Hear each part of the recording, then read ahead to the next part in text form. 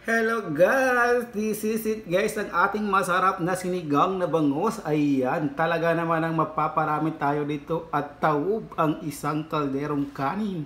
At tayo ay magluto ng ating sinigang na bangus. Ayan guys, kaya naman maglalagay na tayo ng tubig.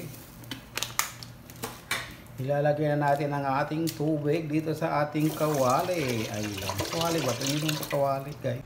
Ilagay na natin muna ang ating sibuyas. Ayan.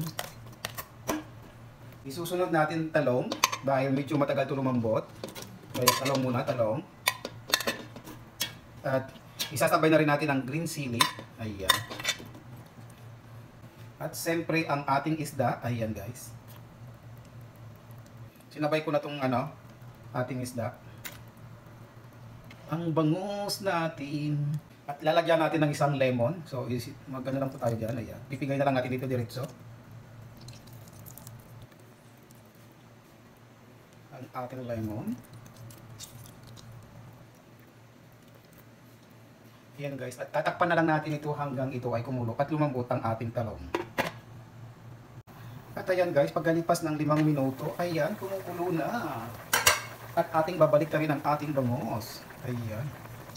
Para naman magpantay ang pagluto.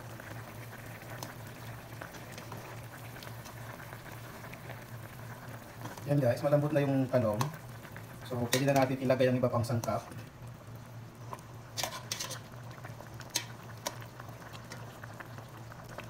Okra.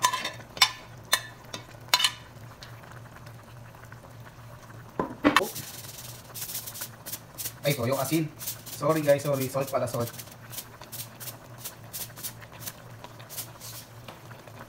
At syempre, hindi mawawala sa atin ng pabrika. Ayan. At ang oregano, ayan.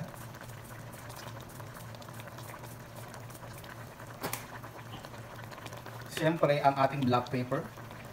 Ground black pepper, ayan. At ang garlic powder, dahil wala tayong garlic kanina, so itong ilalagay natin, garlic powder. Damihan ko na lang to guys, ang garlic powder. Hindi nawawala ang ating magic sarap.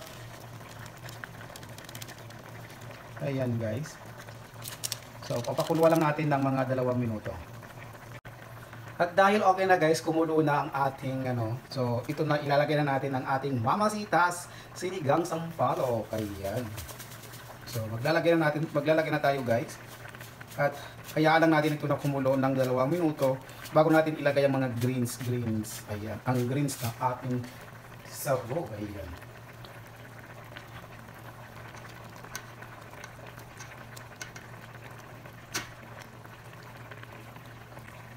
At tikman muna natin guys. Ayan, taking time.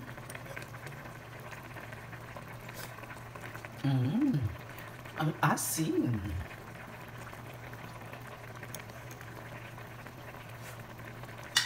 Asin na datot tea. At ito na guys, dahil wala ako nakitang kangkong or kahit anong alagbati. So ito na lang ating ilalagay. Ayan.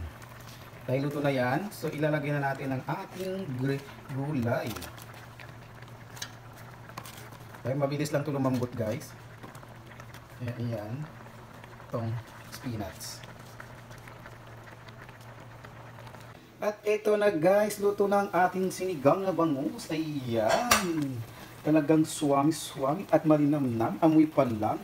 Ayan guys, ayan ang ating bangus nakatago sa gulay.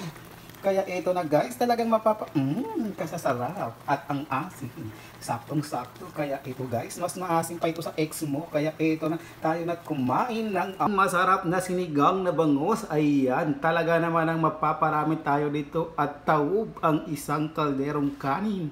Kaya ito tayo na samahan nyo na akong kumain sa ating masarap na dinner for today. Kaya ayan guys, maraming salamat sa lahat ng ating mga taga-suporta.